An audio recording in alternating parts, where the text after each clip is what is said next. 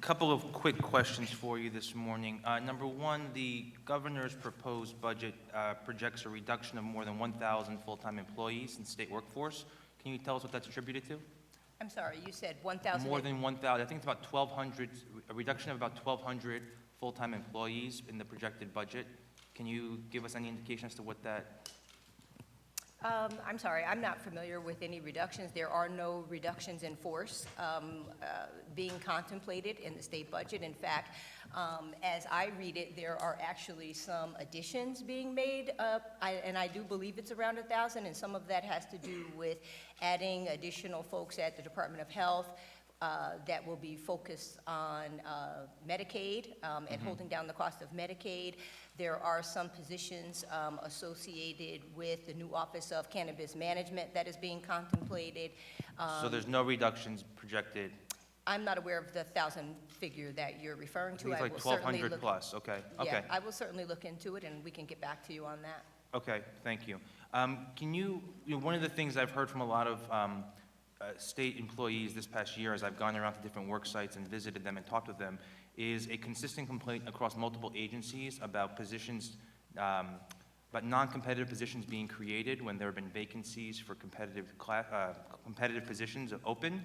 So can you give us a sense as to how many exempt positions have been created over the past year with approval from the department?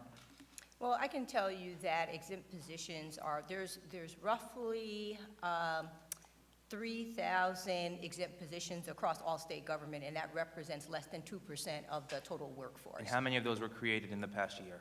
Or what's the increase? I don't know the exact number of how many were created in 2019, but we can certainly provide So you with I that. went and I spoke with one employee who said that in their department alone, 36 positions were created in 1 year and just in their office, which seems very high. Yeah, I when they find have that highly vacancies. doubtful that 36 exempt positions were created in one department, but I will remind you that, and you mentioned at the beginning of your comments about competitive and non-competitive positions, which are different from exempt positions.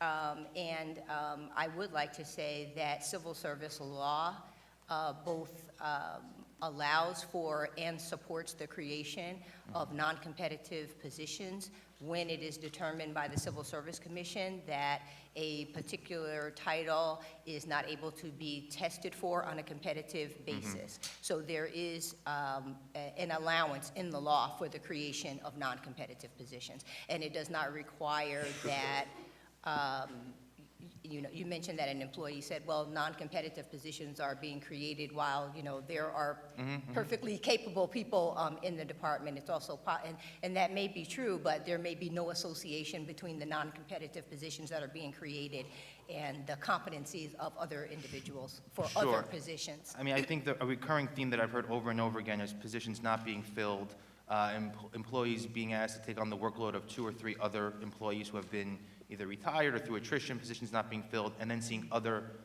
slots being open and created without any, more equitable distribution of workload and work responsibility. So we can move on from this. I'd love to follow up with you outside of this hearing. Certainly will. And have a chance to really engage on some of these issues with you. Yes.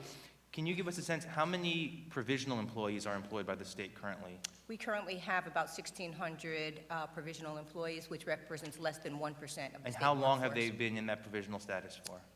Provisional employees typically are not in a position in provisional status for more than a year. The reason why people are placed in provisional status. No, I understand the reason why, but can you give us a Yes. sense as to, of that 1,600, how long on average? I know they're not supposed to be more than a year, but are we in fact under a year, or are we more than a year, or are we 2 years, 3 years?